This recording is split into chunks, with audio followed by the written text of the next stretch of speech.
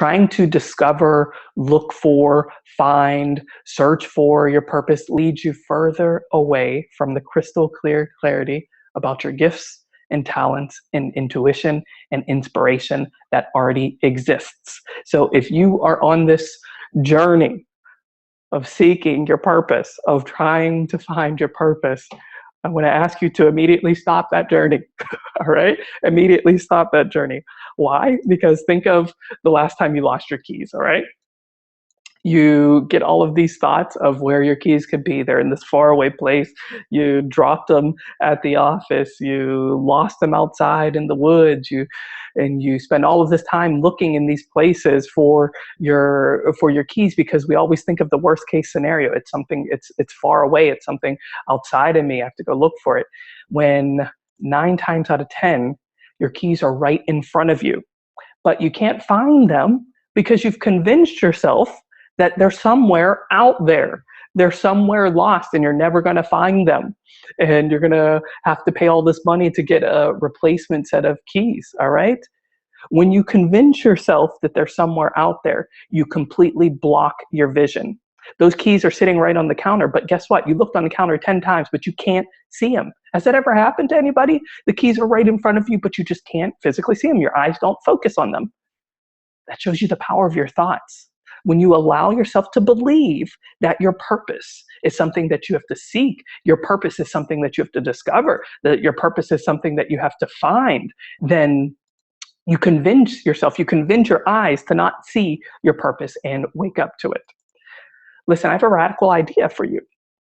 This radical idea is that my purpose is right here, and that my fears and insecurities are blocking the view. So those thoughts of fear that you're never going to find your purpose, those thoughts of fear that people aren't going to like you when you find your purpose, or whatever thoughts of fears and insecurities that you have, they are blocking your view of your purpose, but your purpose is right there. Your fears and insecurities are protecting you from imaginary expected pain in the future if you allow yourself to wake up and embrace your purpose. It's not that your fears and your insecurities have malicious intent to stop you from being the fullness of who you are. It's a protection mechanism, because at some point you learned that if you are the real you, you will be rejected. All right? Think about your childhood right now. I'm sure that you can find a moment when you were so excited about something that you discovered and somebody tells you, no, come on, get real. You can't do that. Or they just don't give you the attention that you expected.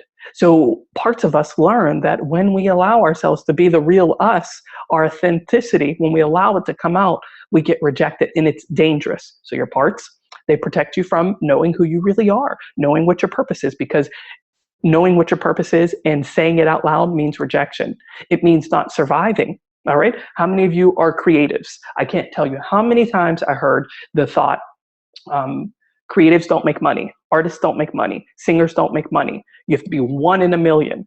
How many times have you heard that idea? So your purpose, you know that you are a singer. You know that you have a talent, a gift to paint or whatever, but you have all this self-doubt and all this confusion, and you're just like, I don't know what to do. I don't know what to do. Where is that self-doubt and confusion coming from?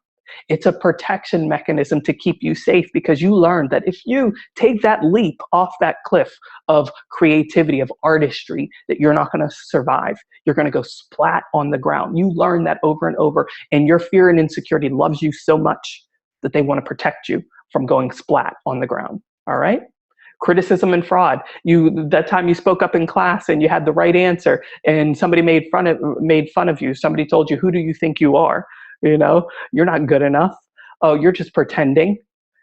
Our parts, they learn, they collect these experiences. They're like detectives. They collect evidence to be able to know the worst case scenario of everything and to protect yourself. Your parts are a survival mechanism. Your ego is a survival mechanism. All right? They learn that if you allow yourself to be seen, you open yourself up to criticism and to be called a fraud. How many people out there have a gift for helping people with their health? And they feel like, oh, I need to become a doctor. I need to become a holistic health counselor. I need to do this. I need to do that so that I can legitimize myself, and so that people don't think that I'm a fraud. When you know that you have a gift, You know exactly how to reflect people back to themselves so that they can embrace a healthy lifestyle. Any amens for that? And also, your parts protect you from confirming learned beliefs that I'm not good enough. We have, as a collective, we have this nagging, pervasive feeling that we need something outside of ourselves to finally be good enough. And so we keep on searching for things outside of ourselves, and we never allow ourselves to fully show up to be our authentic selves because we don't think that we're good enough. We think that we need bells and whistles around us to make us good enough. So I want to invite you to do the work around this right now with me, to discover what your purpose is and to find out what the fears and insecurities are behind or in front of your purpose that are blocking you from seeing it. So let's do this work together. I want to invite you to close your eyes and to take a deep breath in and to just focus on your breathing for a second. And I want to invite you to ask yourself a question. That question is, if I knew that everyone would love me and I'd be financially secure no matter what, I would be doing what with my life right now? I would be following what as my purpose? My purpose would be what? And just allow whatever wants to come to the surface to come to the surface.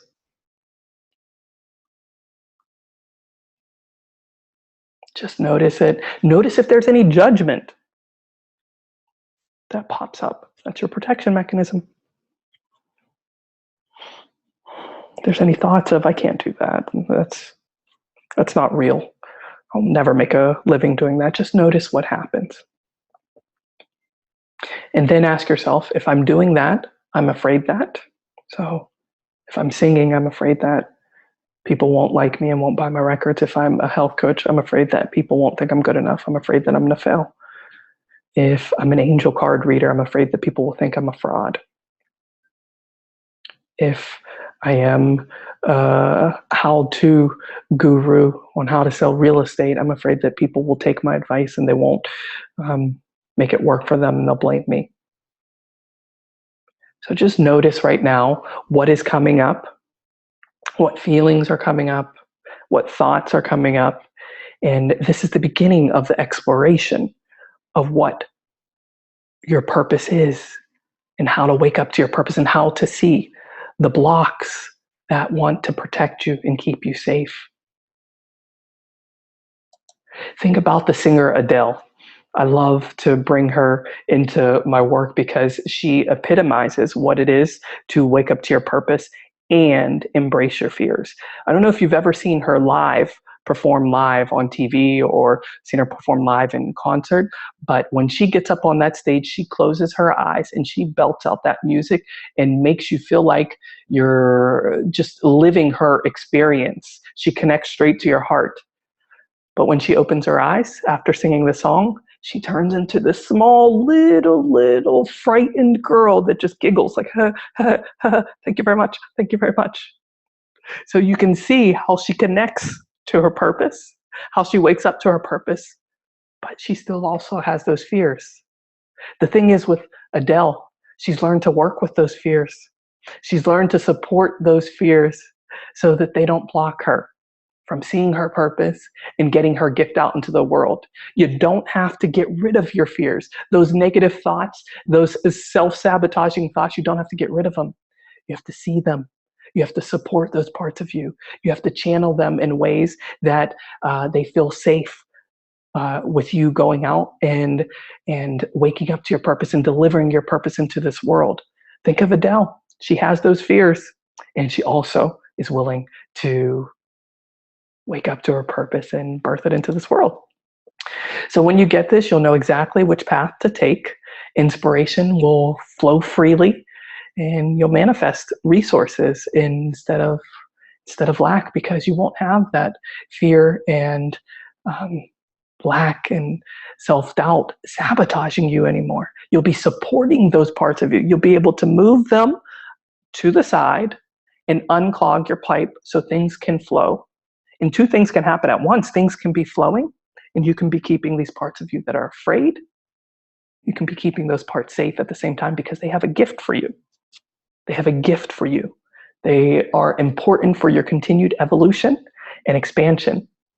The fear, the self-doubt, the self-sabotage is the contraction to your expansion. If you don't experience contraction, then there's no expansion, there's no evolution.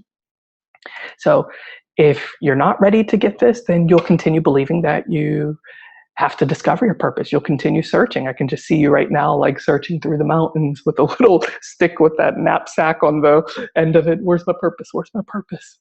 You'll spend lots of time hoping that your purpose will reveal itself instead of consciously living your purpose.